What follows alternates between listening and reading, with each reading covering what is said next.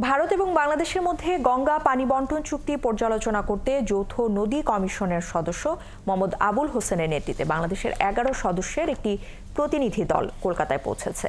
ভারত এবং বাংলাদেশের মধ্যকার গঙ্গা চুক্তি বিষয়ক যৌথ কমিটির 86তম বৈঠকে অংশ নিতে সোমবার কলকাতায় পৌঁছান তারা।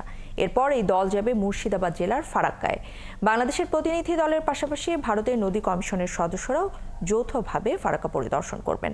সোম এবং মঙ্গলবার ফারাক্কা ব্যারেজের বিভিন্ন অংশে যৌথ পরিদর্শন শেষে বুধবার সদস্যরা কলকাতায় ফিরবে। বৃহস্পতি এবং শুক্রবার কলকাতার একটি 5 তারকা হোটেলে গঙ্গা চুক্তি নিয়ে দুদেশের টেকনিক্যাল কমিটির বিশেষজ্ঞদের বৈঠক রয়েছে।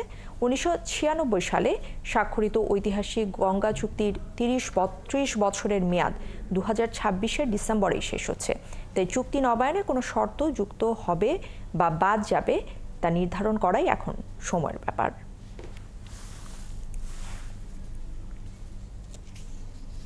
আমরা একটা 7 সদস্যের একটা কমিটি এসেছি। আমরা ফারাক্কা ভিজিট করব। এটা আমাদের রেগুলার ভিজিট, প্রতি বছর একবার আসি। গঙ্গা চুক্তি বাস্তবায়ন 1996 সালে যে গঙ্গা চুক্তি হয়েছে সেটা বাস্তবায়নের জন্য আমরা প্রতি বছর এটা ভিজিট করি। আমাদের একটা 4 সদস্যের টিম আছে এখানে, তারা প্রতিদিন ফ্লো মেজার করে এবং আমরা বছরে একবার আমরা 2 মেম্বার যে আছি এটার ভিজিট করি। চুক্তি রিনিউ এখন আলোচনা হবে না। চুক্তি রিনিউর জন্য একটা